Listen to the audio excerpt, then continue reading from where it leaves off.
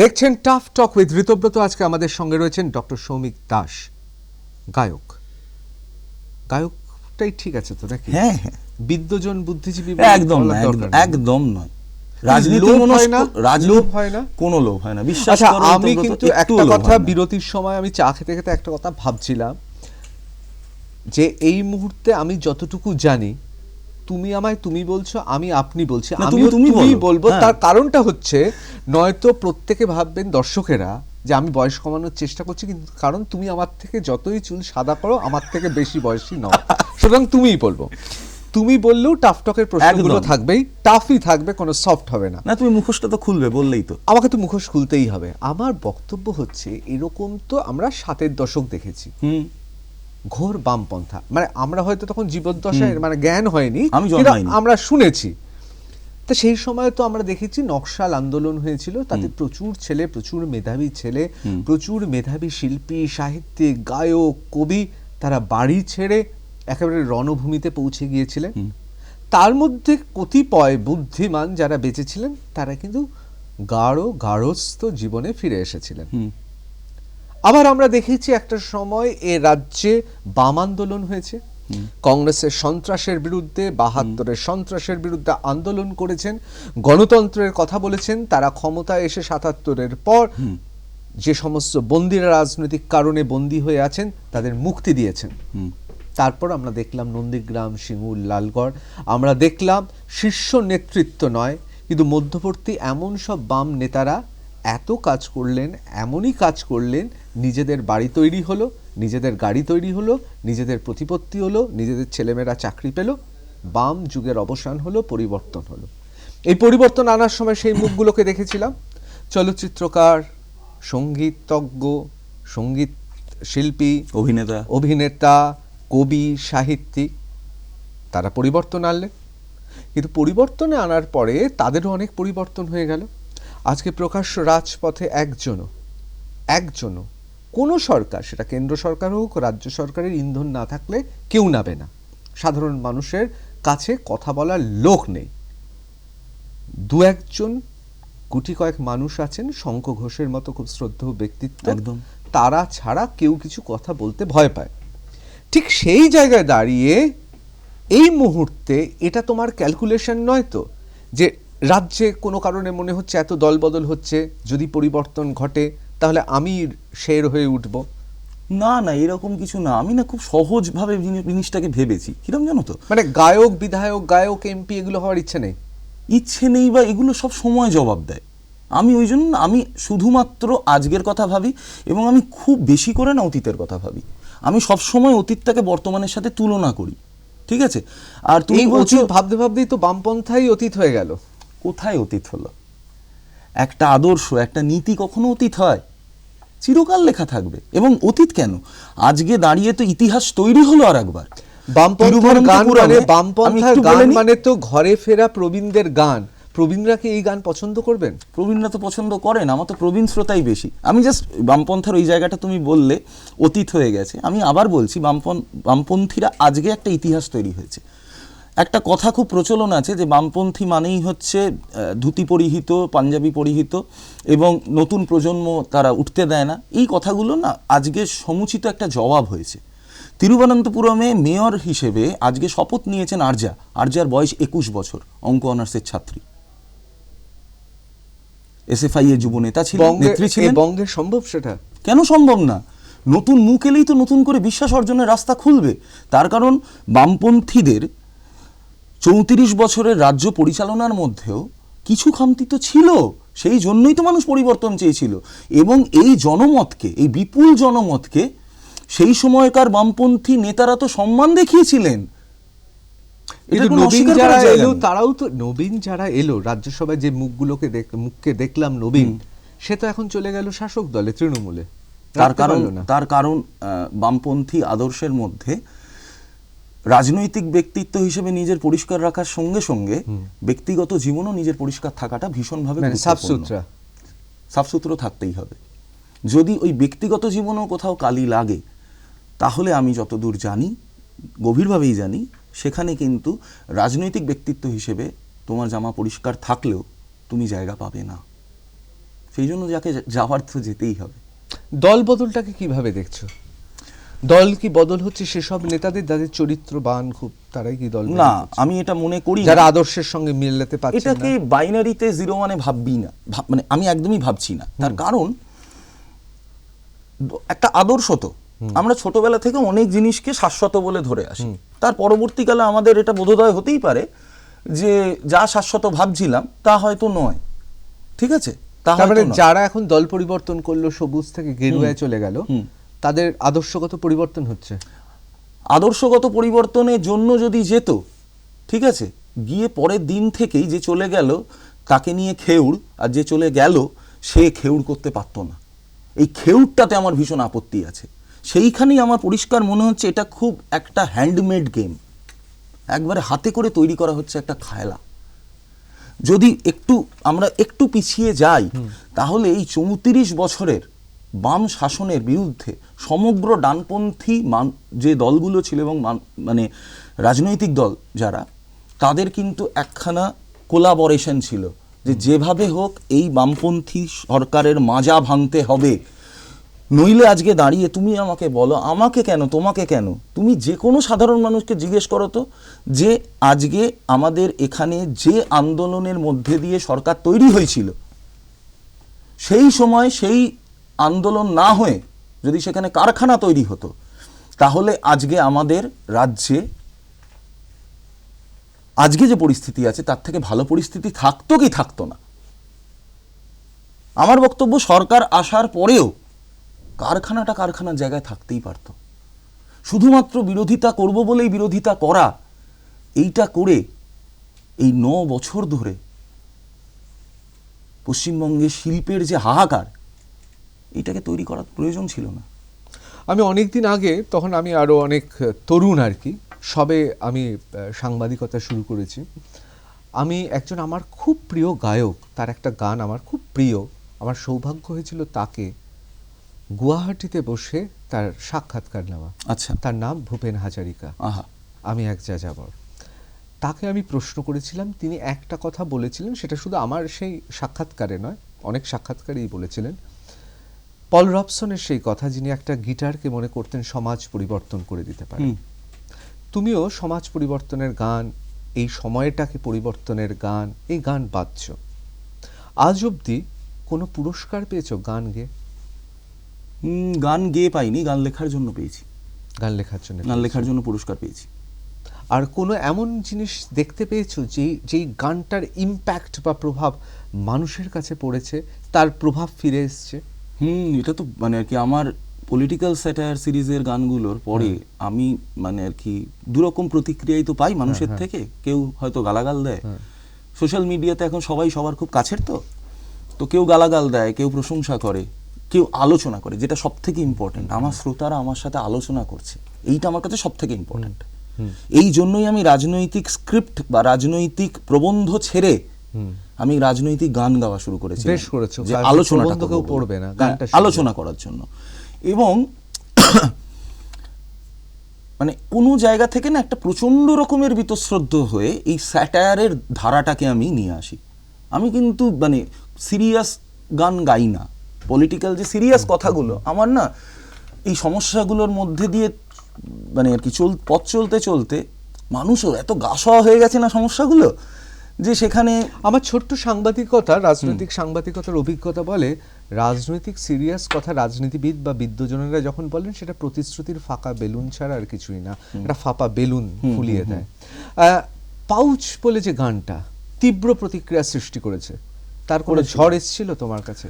হ্যাঁ, তার সব থেকে বড় আমার কাছে এটা সব থেকে বড় ফিরে পাওয়া যদি বলো, তাহলে আমি বলছি পাউচ গানটি বেরোনোর পর প্রচুর মানুষ শোনেন, এবং 3 দিন আগের খবরে, 3 দিন বা 4 দিন আগের খবরের কাগজে আমি জানতে পারলাম যে পাউচের প্রকল্প আপাতত স্থগিত রাখছে সরকার। আর কোনো পুরস্কার বা তিরস্কার এই গানের জন্য?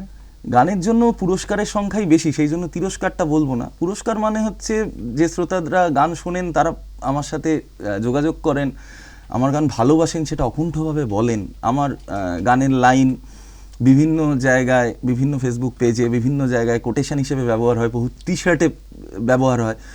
এইভাবে যদি মানুষ একটু রাজনৈতিকভাবে সচেতন হয়, যদি নিজের এই 5 বছরে যা প্রতিশ্রুতি আমায় নেতা দিয়ে গেল সেটা আমি বুঝে নেব, আমি দর্শক না, আমি রেফারি আজকে মাঠে। আমি একটু বাউচ গানটা শুনবো, তার কারণ ব্যাপারটা হচ্ছে আমাদের টাপ টক, একটু রাতের দিকে হয়তো পাউচটা আমার মনে হয় জমবে ভালো। আমি অল্প করে অল্প অল্প একটু।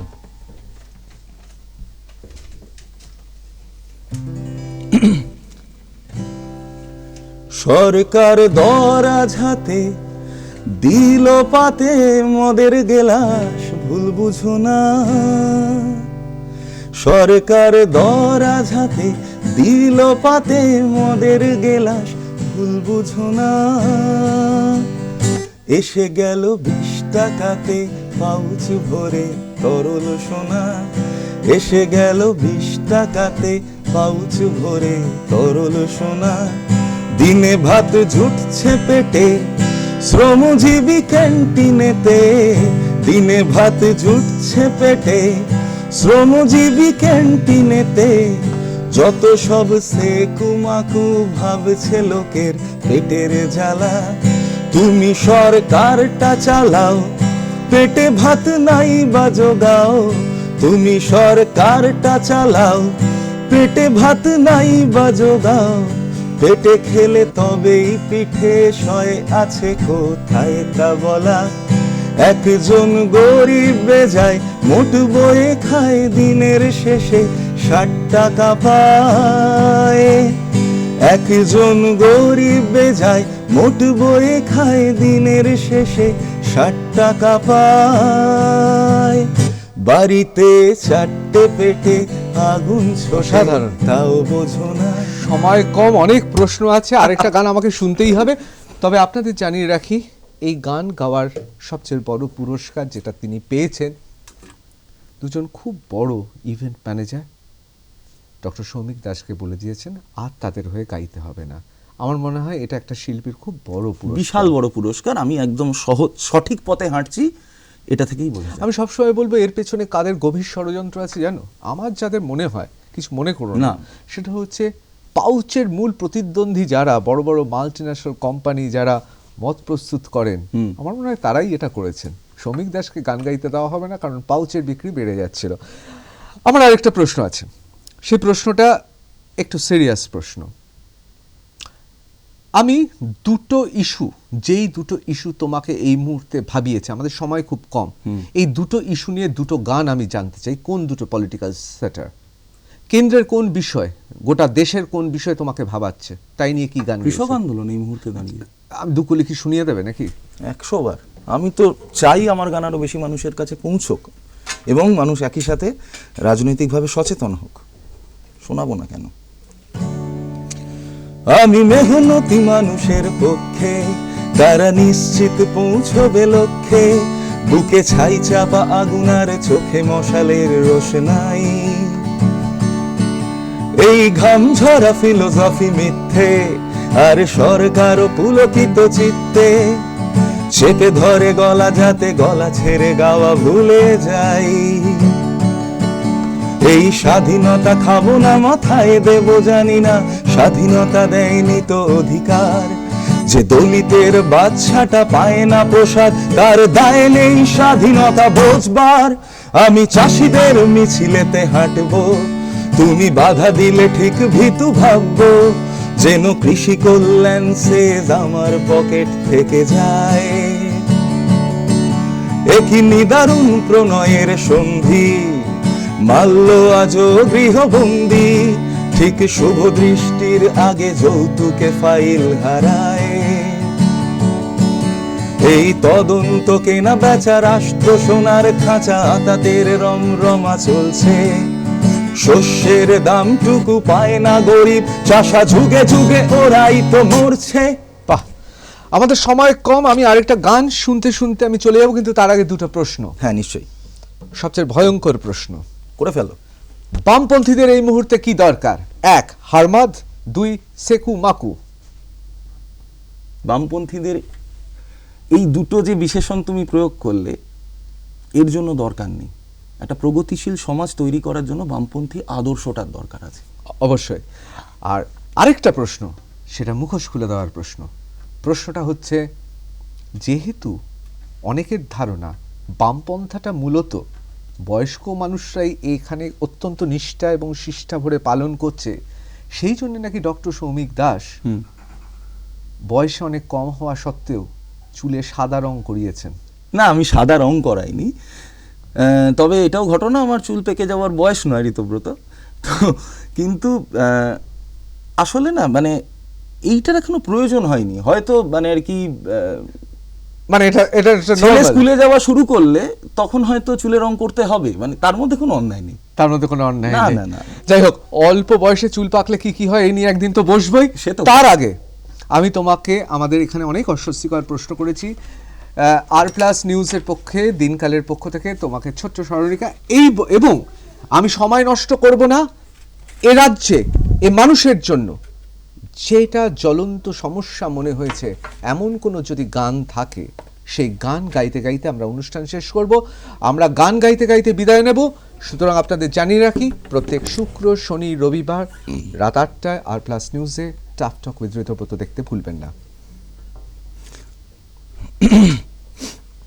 আমরা আগে ভাবতাম যে সরকারি জায়গায় নিয়োগ, school, college, upper primary, TET, সব জায়গায় নিয়োগ, এসএসসি, এগুলো বুঝি প্রশাসনিক পদক্ষেপ, এগুলো তো প্রতি বছর হবে। আমরা তখন জানতামই না, ভাবতেও পারিনি যেগুলো সরকারের সদিচ্ছাতেই হয়। আজ দীর্ঘদিন ধরেই পরীক্ষাগুলো আটকে আছে, প্রচুর শিক্ষিত ছেলে ধর্ণা মঞ্চে আছে। এই গানটা তাদের জন্যই লেখা, প্রচুর মাস্টারদের জন্য, হবু মাস্টারদের জন্য।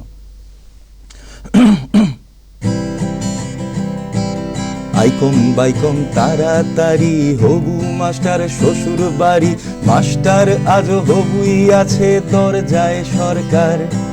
বিএড ফিএড গেছে বনে, বেসিক ট্রেনিং তার পেছনে, আসলে ছেঁকা মন্ত্রী দিলেন চাকরি কি দরকার। আইকম বাইকম তাড়াতাড়ি, হবু মাস্টার শ্বশুর বাড়ি, মাস্টার আজ হবুই আছে দরজায় সরকার। বিএড ফিএড গেছে বনে, বেসিক ট্রেনিং তার পেছনে, আসলে ছেঁকা মন্ত্রী দিলেন চাকরি কি দরকার। তোদের চাকরি কি দরকার, ওরে দরজায় সরকার। কড়া নেড়ে বলল তেড়ে, চাকরি কি দরকার, তোদের চাকরি কি দরকার, ওরে দরজায় সরকার। চুলকে মাথা পাচ্ছ ভাতা, চাকরি কি দরকার। বাড়ি থেকে কোন সুদূরে দমদমে ওই মেসের ঘরে, জ্বলতো আলো চলতো পড়া, রাতের হিসেব নেই। বাপ রিটায়ার অগস্টেতে, সংসারটাও কোনো মতে চলতো শুধু এই আশাতে, চাকরি সে পাবেই। দেখতে দেখতে 6টা বছর সেই ছেলেটা গুনছে প্রহর, স্বপ্নগুলো দেয় ধর্ণা, শুনছে না সরকার। তোদের চাকরি কি দরকার, ওরে দরজায় সরকার। কড়া নেড়ে বলল তেড়ে, চাকরি কি দরকার, তোদের চাকরি কি দরকার, ওরে দরজায় সরকার। চুলকে মাথা পাচ্ছ ভাতা, চাকরি কি দরকার।